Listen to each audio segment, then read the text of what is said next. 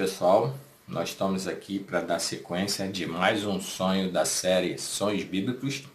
Esse foi o 11º sonho bíblico, que está relatado lá no livro lá de Juízes, né? Capítulo 7. E qual foi esse sonho? Esse sonho tinha duas pessoas lá no acampamento dos Medianitas, que eram os inimigos lá de Gideão, e eles viram um pão de cevada. O pão de cevada vinha rolando, batia na tenda com tanta força que desmontava a tenda toda. Aí estava escutando o sonho e isso certamente é a espada do Gideão contra os Medianitas. Deus entregou os Medianitas na mão de Gideão e todo esse acampamento. Bom, esse foi o sonho que teve lá, que é o 11º sonho na Bíblia, é o sonho de Medianita. Agora vamos voltar na história um pouco para poder entender esse sonho.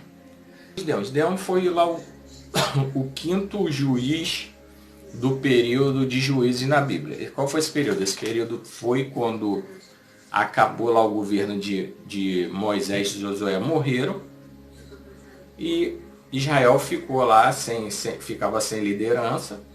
Esse período durou lá de Josué até o começo do reinado de Saul. Foi entre 400 e 410 anos aí, que estima-se que durou esse tempo. E durante esse tempo, Deus levantou vários juízes, porque o resumo da história era: a nação se corrompia, se voltava a outros deuses, Deus entregava eles na mão dos inimigos, a nação se arrependia, Deus levantava um juiz e Deus voltava a dar vitória e abençoar o povo. Isso aconteceu várias vezes durante o período de juízes, e nesse caso desse sonho aconteceu no reinado de Gideão. Aí no caso Gideão não estava reinando ainda. E Gideão? Quem era Gideão? Gideão era, com certeza, Gideão viveu e pegou o governo de Débora, porque Débora foi um juiz que veio antes dele, que durante o reinado ali, o governo de Débora, Israel ficou 40 anos em paz, sem ter guerra e sem perder nada e sem ser oprimido, durante 40 anos no reinado de Débora. E Gideão viveu essa transição. E o que aconteceu? A nação Débora, acabou o governo de Débora, a nação ali se corrompeu, e Deus entregou a nação na mão dos Medianitas, de maneira tal que nesse período de 410 anos, foi o pior momento da nação, foi esse no período de Gideão.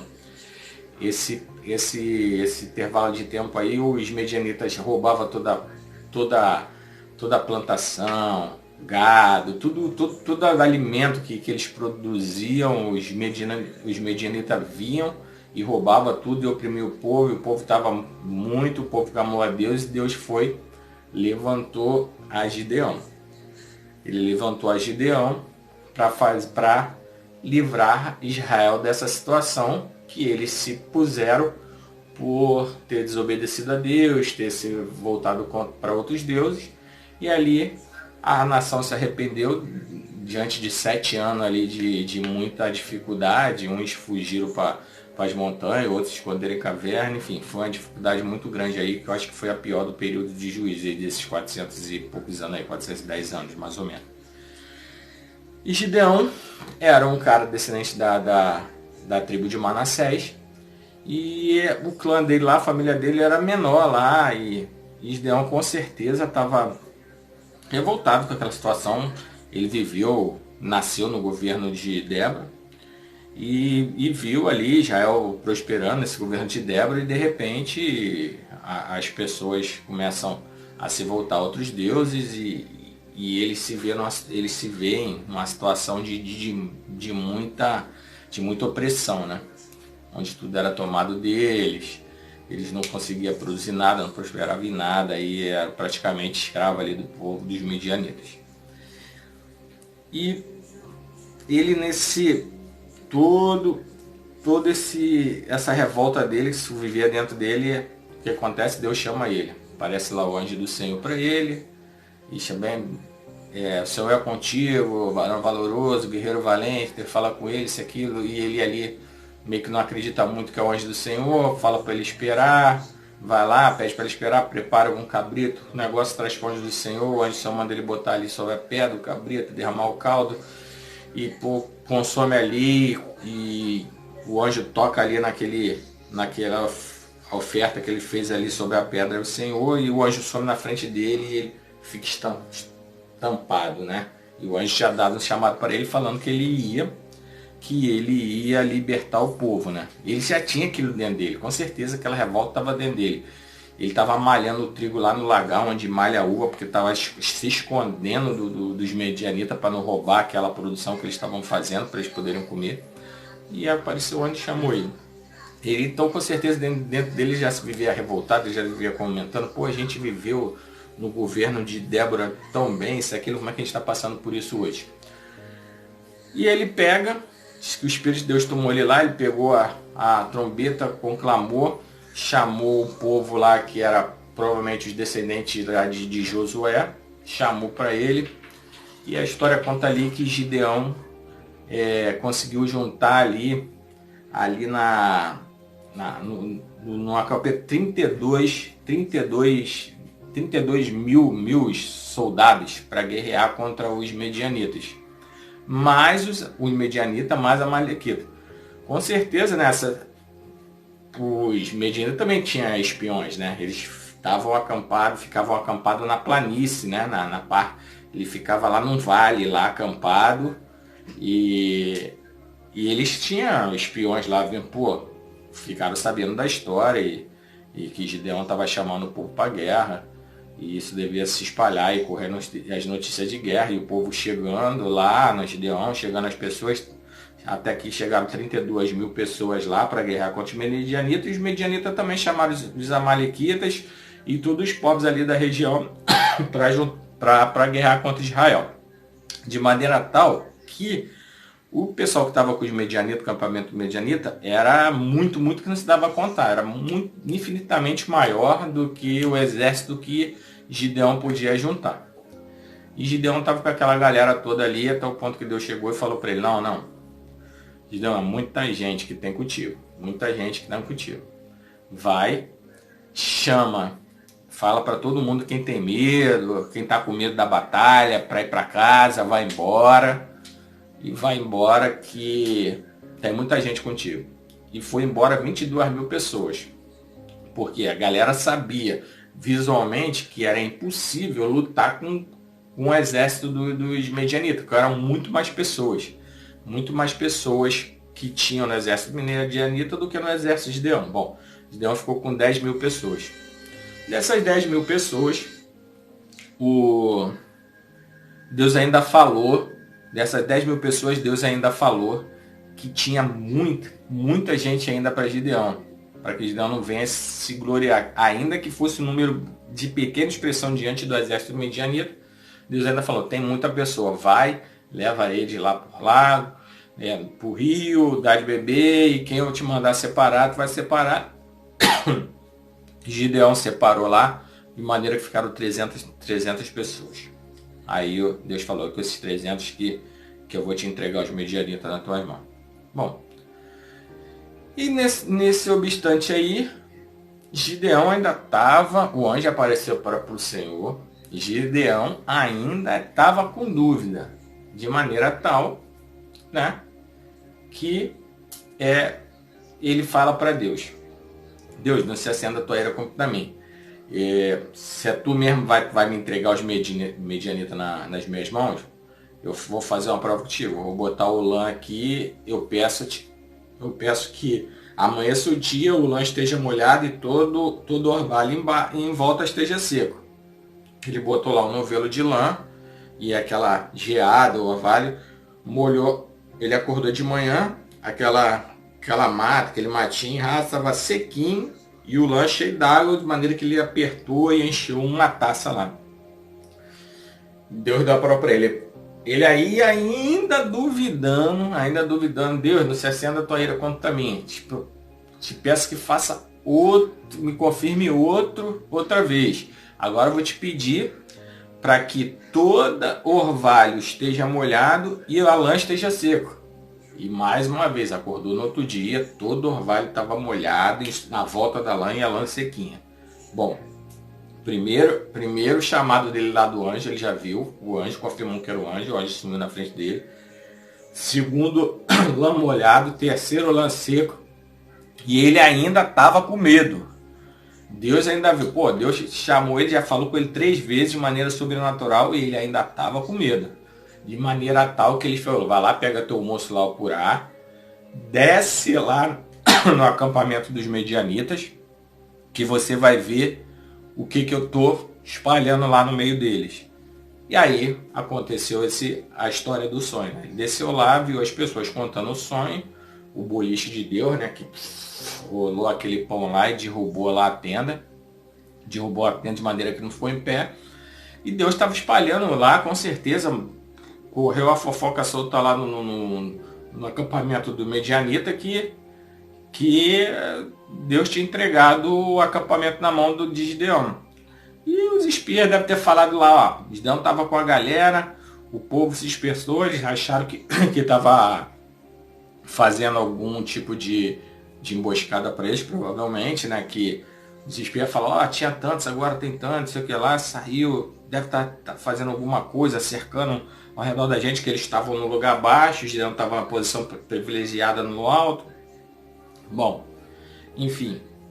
E estava lá, e Deus falou para ele, né? Deus falou para Gideão. Aí ele já, depois de quatro, tipo assim, manifestação sobrenatural que Gideão teve a coragem para lutar contra os medianitas.